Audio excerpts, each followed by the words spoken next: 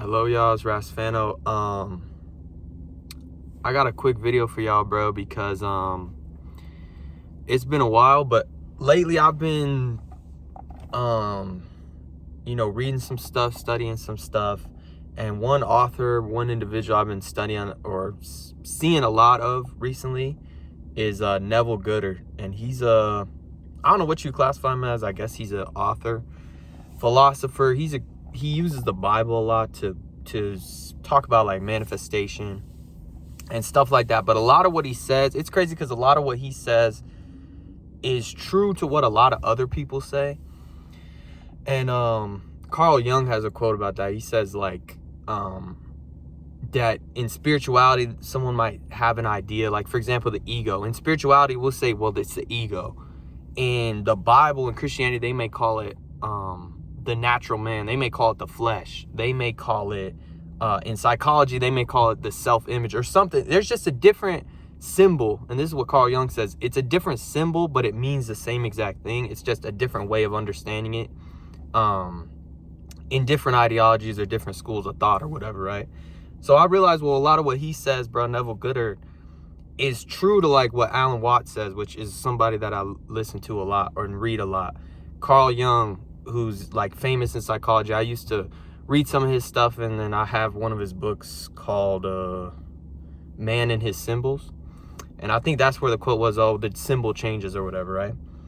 But I realized to a degree, I'm like, all right, if there's consistencies, bro, between Alan Watts and spirituality, Carl Jung and psychology, Neville Goddard and Christianity, then there may be some form of truth, because I think truth is congruent upon different ideologies. You can apply it anywhere and it can be true, right?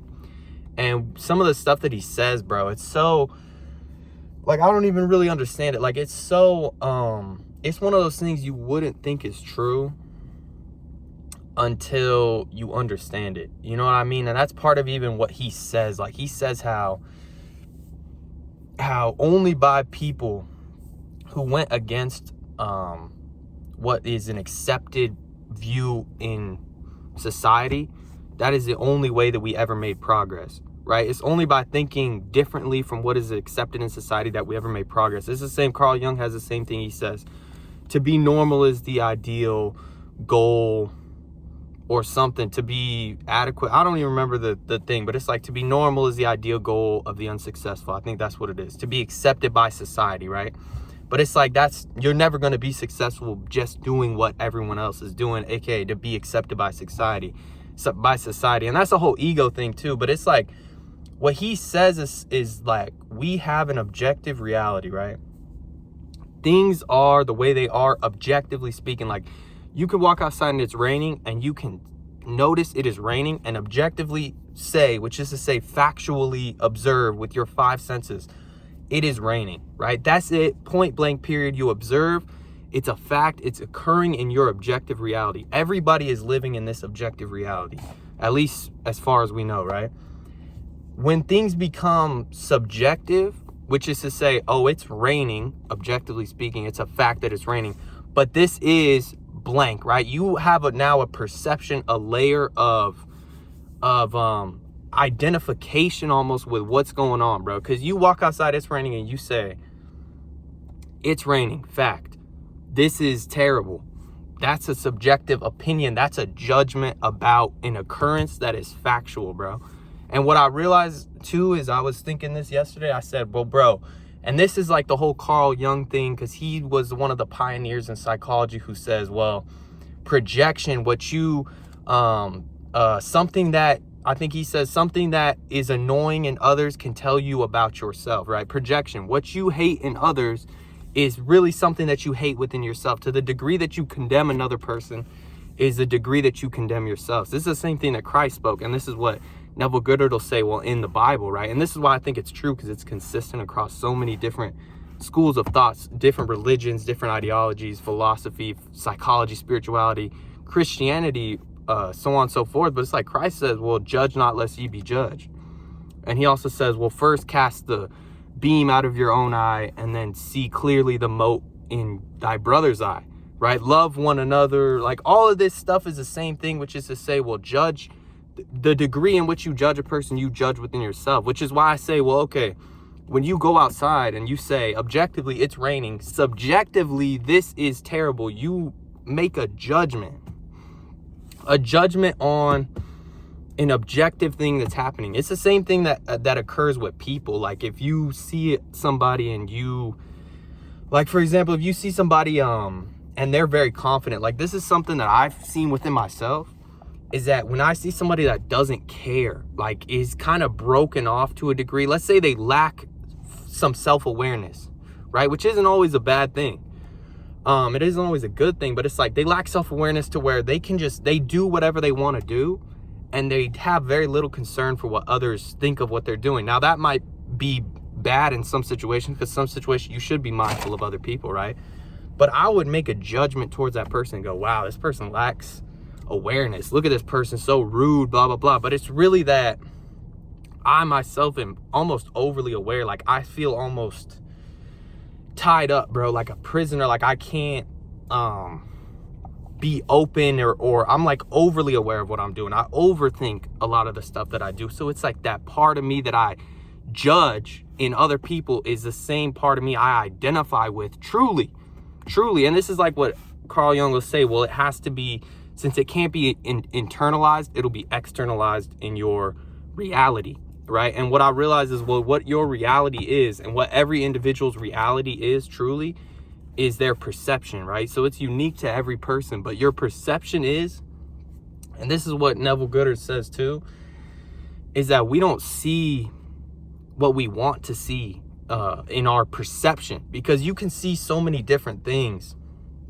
And this is why I think there's a tie between psychology and what Neville Goddard will teach, like with this kind of philosophy or whatnot, is that in psychology, they'll say, like, if you're driving home, you can drive home for 10 minutes. And when you get to your house, realize, oh my goodness, I just got to my house. I was not consciously aware, right? There was no perception that was occurring. My consciousness almost shut off, or I was in a school of thought in my mind. I wasn't there. I wasn't physically, consciously there, right? But unconsciously, subconsciously, I was able to drive home. Now, during that drive home, somebody could have cut you off.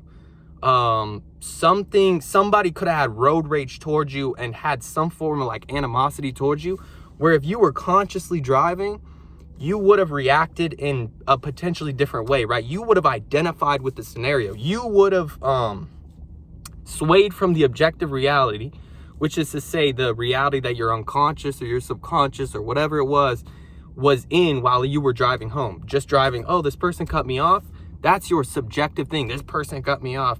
Oh, blah, blah, blah. They suck at driving. This is terrible. Versus your objective reality, which would be when you're unconsciously driving home, not really aware of what's going on. You would just think, not even think, you just understand, car went in front of me, I need to slow down. Like that's the objective reaction to what happened. The subjective thing is to go out of your way, and now you create this struggle for yourself in your own reality, your perception, right?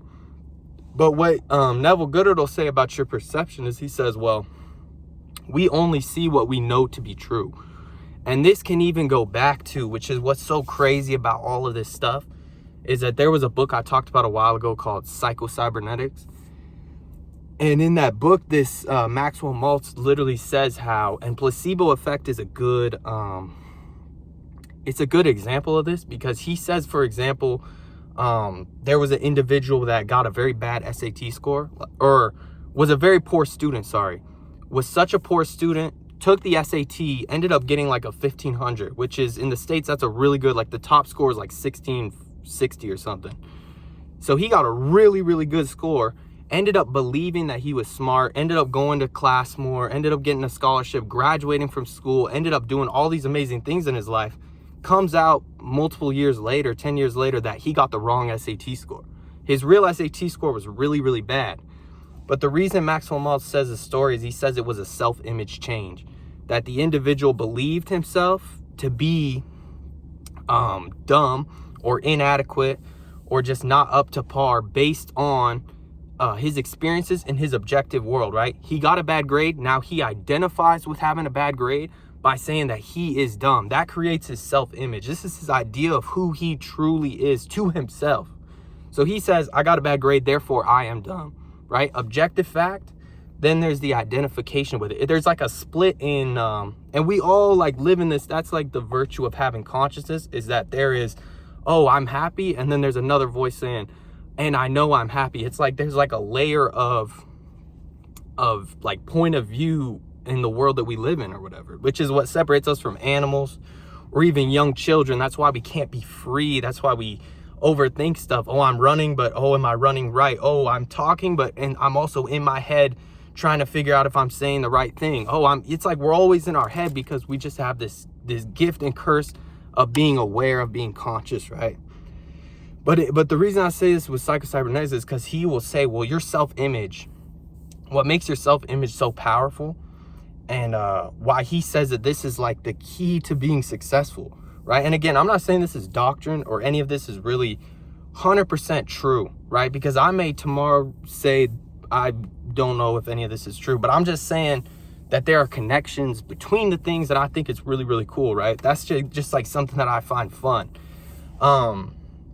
But he said, the reason it's so powerful, bro, your self-image, is because, for example, with this person that got a poor SAT score, when he realized, although it wasn't a real score, that he was potentially smart, he was so reliant on his objective reality to base his worth on, which we're all victims of doing. We all do this.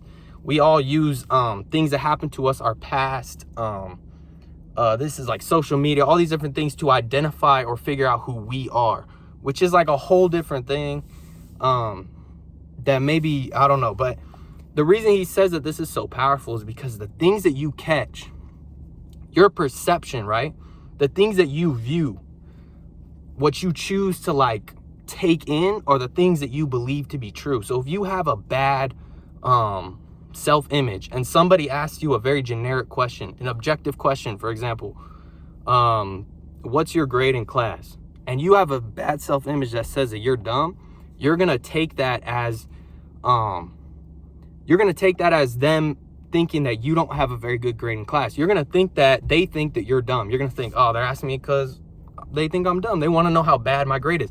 If you have a good self-image, you're gonna construe this as, oh, they probably want to know how high my grade is in class. It's the same thing. Like you'll see this a lot where people they'll self-destruct. They try to input their ego, their self-image into anything that occurs in their objective reality to make it subjective. That's why people will walk past someone. I remember one time I walked past this person, me and my friends were laughing. Wasn't about this person at all. We didn't even know who they were. Turns around and goes, are you laughing at me? Oh, you're laughing at me? What, you think something's funny? It's like, bro, I don't even know who this person is. But it's this poor self-image. I guarantee that person had a self-image where they were very insecure, that they picked up on things that didn't matter necessarily, an objective thing that occurs, and took it to be constructive or to be applicable to their self-image. Which is why he says that we only see what we know or believe to be true. If you believe yourself to be an insecure individual and that everybody thinks that I'm funny looking, when somebody laughs, you're going to think that they're laughing at you. But if you're very confident and somebody laughs while they walk next to you, you might think, man, they think it's funny. You know, they were probably nervous walking by me because I'm this, that, and the third. It's like every single objective thing that happens in life then gets spun into like a subjective thing, bro, to see if it is congruent to your self-image, bro. Which is why which is the interesting thing between like psychology, spirituality, the subconscious, the unconscious, because the unconscious and all these things, that's what picks up. Like, this is why I think meditation is such a powerful thing. This is why I think it transcends a lot, or is like an over encompassing thing that occurs in like spirituality, Christianity, a lot of different religions, is because when you meditate, the goal, I don't even want to say goal, but the idea of meditation, and what a lot of people will say in meditation, especially guided meditation, they'll say, well, focus on your breathing. This will be the first thing that they'll say, is to focus on your breathing. So say breathing is typically a delegated to us, to the subconscious or to the unconscious. Breathing is not something we consciously do. Babies come out of the womb and they breathe. We don't believe that they consciously are breathing, though sometimes when babies are first born, I think they do that. But now, like after years and years of us breathing, it's not something we consciously are aware of us doing. Yet we all live every single day. We're not even aware that we do it. There's certain even habits.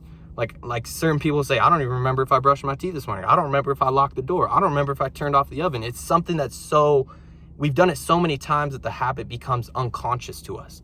And to a degree, the point or kind of a tactic of meditation is to focus on your breathing, which is a subconscious, unconscious delegation or whatever, to focus on that consciously until it becomes unconscious. And I think it's somewhat like a gateway into not being conscious. Like the point is to dim the light of consciousness. Don't be so overly conscious. Don't have, like, it's this thing with Neville Goddard will say, well, you can't change your reality. You can't change your reality the same way you cannot change your reflection based off of, you can't change your reality the same way you cannot change your appearance based off of the mirror. So you can't break the mirror and change who you really are the same way you cannot change your reality and expect it to really change, because your reality is a reflection of what you think yourself to be. It's what you hold to be true, because that's all we pick up on. It's like the strangest thing. It's like the ego is always trying to fit itself in to the objective reality, because what is it? It's really an idea. And that's the crazy thing. But it's the same thing with meditation, by the way, that you cannot control. The same way you can't control reality, you can't control your thoughts. It's impossible for you to choose what your brain just thinks about, but you can control what you focus on. And that's the same thing with like if you meditate, that'll happen a lot. As people say, well, don't allow the thoughts to happen, but don't focus on the thoughts. Don't identify with the thoughts. It's the same thing in reality. Things occur to you, right? You cannot control them at all, but you can control what you attentively focus on, where you project or point your consciousness. What do you focus on?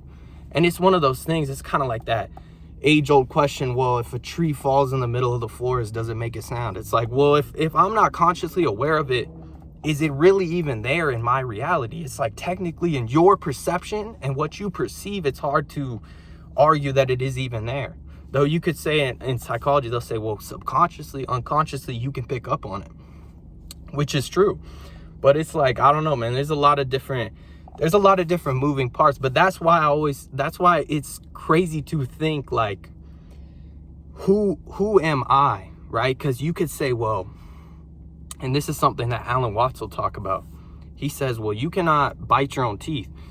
You can't lick your own tongue. Like you cannot, like you can't look at your own eye with your same eye without a reflection. Like it's, you can't turn yourself onto itself. It's impossible for you to do that. So consciously, right, you cannot figure out who you are. And consciously, this is a crazy part. Like if by consciousness alone, by thoughts alone, you try to figure out who you are, that is the definition of the ego. Like that is the creation of the ego. It's an idea of who you think you are. And it's kind of like we live in a world of reflections in an attempt to figure out who we are. It's like it's like we're the only thing we can't see. This is the blind spot. And our whole reality is how we figure out who we really are. You can look at a reflection. You can talk to an individual, but it's through these experiences that you figure out who you are. And I think this is like, it's so congruent in so many different realms of thought, like philosophy, Christianity, where they say, well, love one another. This is the first thing, love one another. You can't love another person unless you love yourself. Like if you hate another person, you hate yourself. It's like this, judge not lest ye be judged. To the degree you condemn an individual, you condemn yourself. And so it's kind of one of these things where it's like, well, who are you then? Like where are you? Who are you? You could argue to a degree, well, you're everything you see around you, which is something that someone who, like if you took shrooms or something, you say, well, we're all connected. It's like this interconnectedness that we're all somewhat one. Like every single person, there's something about them that I see in myself that is true to me. Like we're all very similar, or there's stuff within us. And it's like, yeah, we're infinite, unlimited human beings or spirits or whatever you believe. But it's just a crazy thing to think about, bro. It's crazy to think about, because that was one of the things where I said, well, judgment is really just is disguised, or the same side, different coin, whatever, two sides of the same coin, judgment, identification. It's like, it's two sides of the same coin. It's like duality. This is what Alan Watts will say. Duality is secretly unity, which is to say, if I judge someone, I'm judging myself. To a degree, I identify with whatever it is that I'm judging in them, which is crazy to even think about, bro. But that's one of the things, like, just the curse of consciousness, to a degree. Like, it's a gift and it's a curse. Like, we're aware of good and evil, which you could argue, you know, the knowledge of the tree of good and evil, Adam and Eve, they obtain consciousness. But it's like, we're also cursed because it's very difficult to enjoy something, and it's very difficult to be at one in the moment with something. And this is like a whole philosophy, Zen Buddhist idea, where they say, well, like, animals have bliss, children have bliss because they can do something and not really consciously even be aware of what they're doing, which is to say, they are the most aware. They are the most transcendent of all, because they're not aware of what they are doing, which is to say, they're truly in the flow of who they really are. Because if you believe yourself to be the universe and you believe yourself to be your reality, then if you're in the flow, which is like this whole flow state, if you're in the experience of it, then it's hard to really say that you're like, that you exist. Like, it's like who are you? Like, you're not consciously really there, which is like the thing with children. They'll say, well, you know, or you ask like somebody, hey, Klay Thompson, how'd you make so many threes in this game? You were in a flow state. How did you dance today? How did you rap that? How did you sing that? I don't know. I just did it. How do you open your hand? I don't know. You just do it. It's like, it's not, you can't explain it because you don't consciously know how to do it. It's the same way you ask someone who's funny, hey, make me laugh. It's like, you can't really make someone laugh because that's something that is spontaneous. It's like, you cannot force something that is otherwise completely spontaneous. And that's another Alan Watts quote, by the way. I'm not trying to steal his thunder, but it's true. So it's like, to a degree, like the more immersed you are unconsciously, it seems like the better things can be. But it's impossible to really know, because when you think about it, patience is a virtue. Like, different virtues can be like found when you're not conscious. Like, if you're driving home and you're not consciously driving home, like, you're going to be very patient because you're not really identifying with anything that's going on. But this is all like the ego, bro. Like, it's the crazy thing about the ego is, like, I was thinking about this the other day. I said, well, it's impossible for me, like the real me, to feel embarrassed. Like, I thought, what if I slipped and fell in a mall in front of a lot of people? I'd feel very embarrassed. But it's not me that would be embarrassed so much as it would be that the idea of who I am got tarnished, which is to say that my ego would feel embarrassed because something occurred that was spontaneous, that was not very structured, right?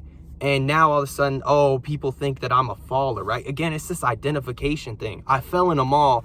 Now everyone here thinks that I'm a trip, I'm clumsy, I'm all these different things. It's the identification thing. It's like, not everything that happens is like you, bro. Like, it's not that deep. Like, you're not that important. It's like this humility thing of, like, you know what I mean? Like, because I wouldn't feel like, the true you wouldn't be embarrassed if you fell in the mall, because you don't know any of these individuals, and you know yourself to be more than just this single event. Like, you've lived for however many years and have all these different qualities, yet you are gonna identify with this single event and make this be like this big deal. I'm so embarrassed that people saw me. And then let's even flip it. Let's say people you do know saw you fall in the mall.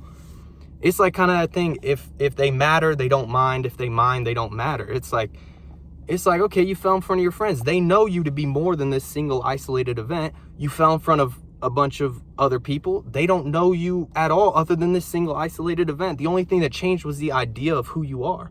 That's it. Like, that's it. And all that is the ego. It's like, you are not an idea. You're way more than that. But again, that's this thing of consciousness, trying to find out who you are by thinking and by consciousness alone. That is what's going to create the ego.